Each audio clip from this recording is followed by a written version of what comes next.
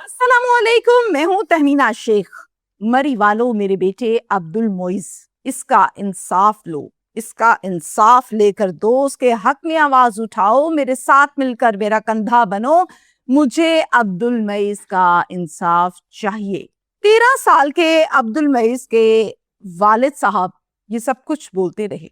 आज से 3 माह पहले की बात है, फरवरी का महीना था और तारीख थी 11। मरी से ताल्लुक रखता है एक अब्दुल मोइज नामी लड़का जो कि 8th क्लास का स्टूडेंट है। इस पर शदीद किस्म का तशद्दुद किया गया और फिर उसके बाद इसको मार दिया गया। मरियम नवाज इन्होंने बाकायदा इस पर नोटिस लिया और 3 माह जब गुजर गए तो फिर जाके उनकी दौड़ें, उनकी मेहनत रंग लाई। अब्दुल मोइज को करवाने वाला कौन था?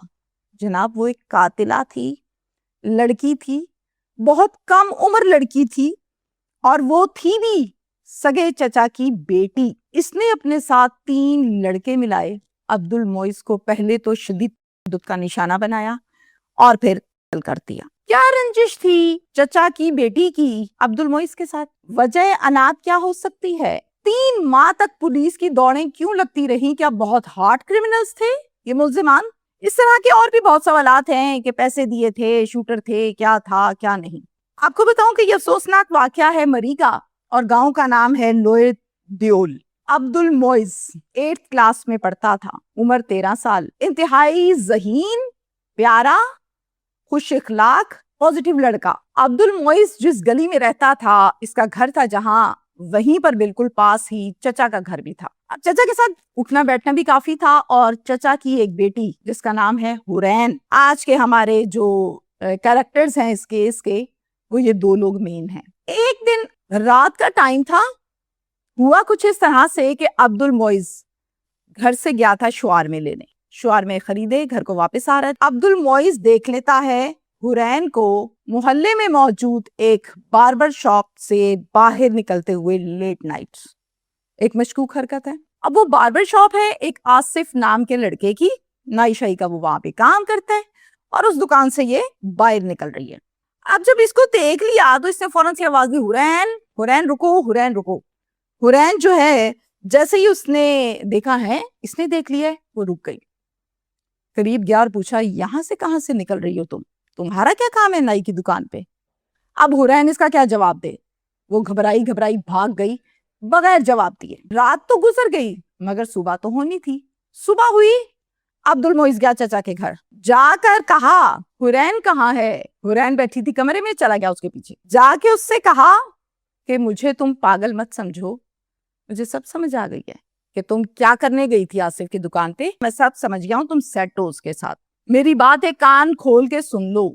ये जो हो गया ना, ये हो गया। अब अगर तुमसे या तुम्हारी किसी हरकत को मैंने सुन लिया कि तुम दोबारा आसिफ को मिली हो या दुकान पर गई हो, मैं चचा जान को बता दूंगा और तुम अच्छे से जानती हो चचा जान के गुस्से को कि तुम्हारा क्या हाल होगा और तुम्हारे कितने पीस करेंगे। कहती हाँ हाँ हाँ, अल्लाह का वास्ता है बताना ना, मैं कभी दोबारा ऐसी गलती नहीं करूंगी।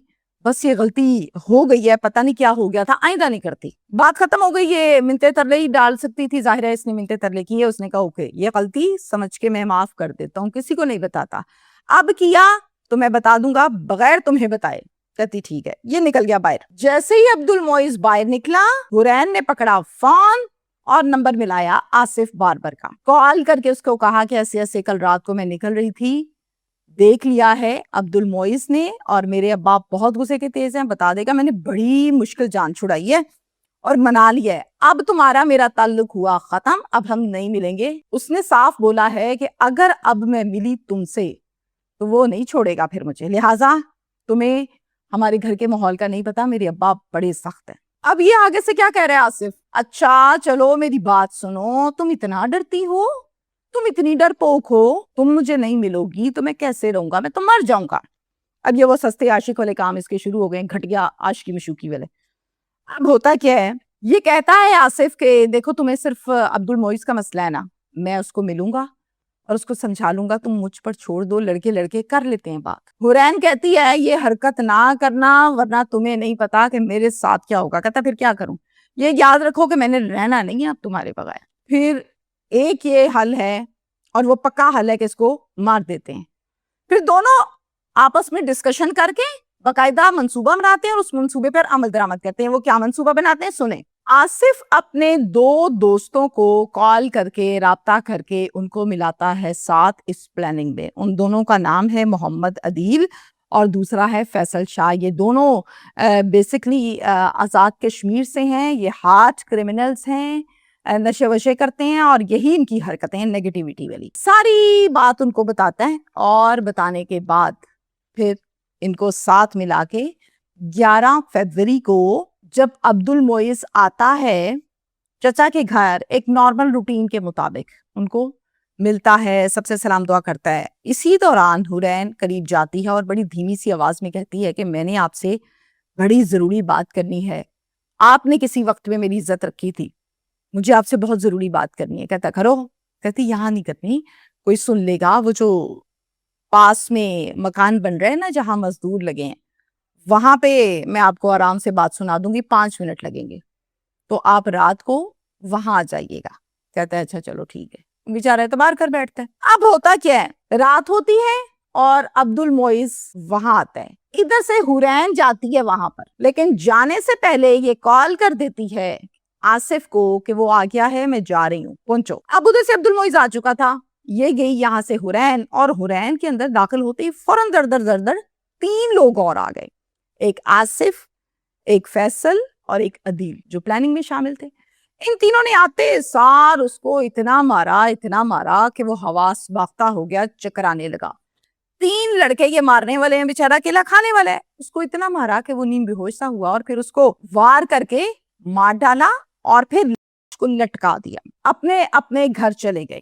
رات چونکہ بہت زیادہ ہو گئی اور گھر والے انتظار کریں کہ عبد المعز نہیں آیا, وہ پریشان پریشان پریشان اسی تکلیف میں پوری رات گزر گئی. صبح ہو گئی, گھر والے ڈھونڈ رہے ہیں, پریشان ہیں. تاریخ 12 فروری ہو گئی ہے مگر کوئی اتا پتا نہیں مل رہا. پولیس اسٹیشن ان کو لگتا ہے پھگواڑی. پولیس اسٹیشن جاتے ہیں اور جا کر ایک اغوا کا پرچہ درج کروا دیا جاتا ہے والد کی جانب سے. اب جب یہ پرچہ درج ہوتا ہے تو یہ پرچہ ہے نامعلوم درج. ان کو پتا تھا کوئی نہیں ہے کہ کس نے کیا, کیا کیا, یا کسی پر شک, نتھنگ, کچھ نہیں پتا.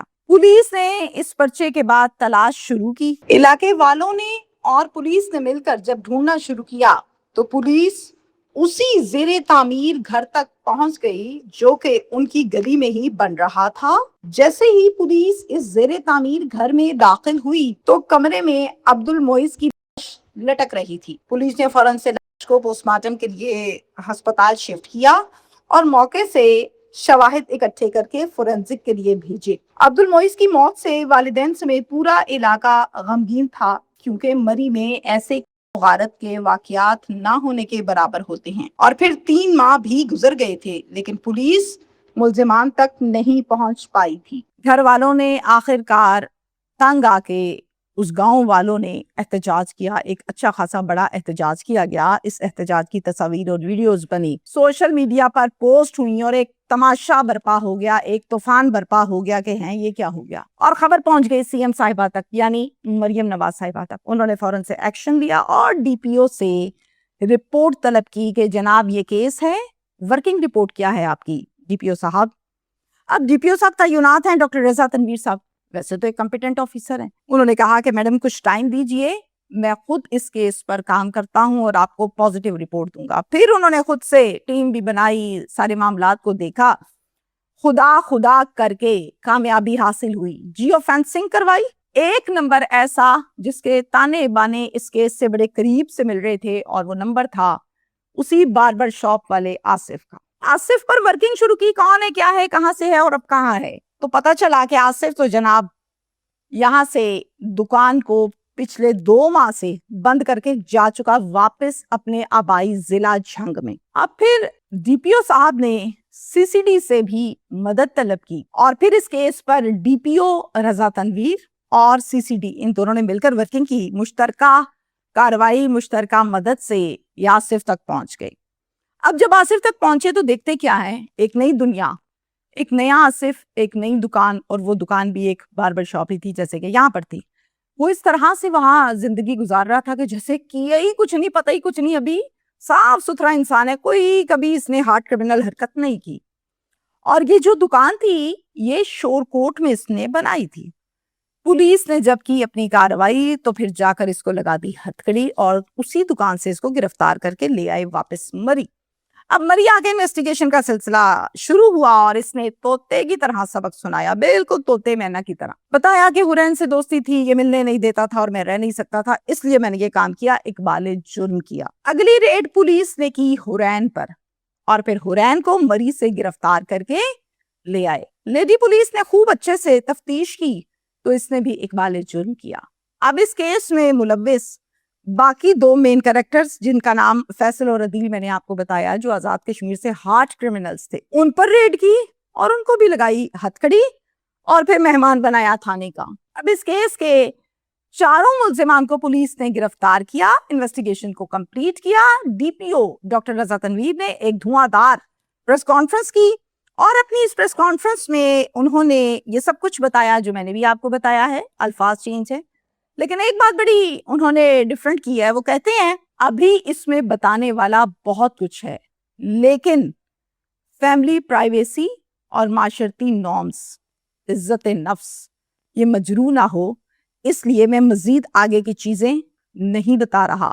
میرٹ پر فیصلہ ہوگا، میرٹ پر تفتیش ہوئی ہے اور جو تفتیش ہے وہ آپ لوگوں کے سامنے ہے۔ قصہ ہوا ختم، یہ کیس کی اپڈیٹس اور ڈیٹیلز ہوئی ختم۔ تہمینہ شیخ کا یہ میسج اس کیس پر ہے، جیسے میں ہمیشہ اپنی طرف سے کوشش کرتی ہوں کہ ایک اچھا میسج آپ کو دیا جائے اپنے تجربے کے مطابق۔ ونس اگین اپنے بچوں پر نظر رکھیں، خدا کا واسطہ ہے، اللہ کا واسطہ ہے۔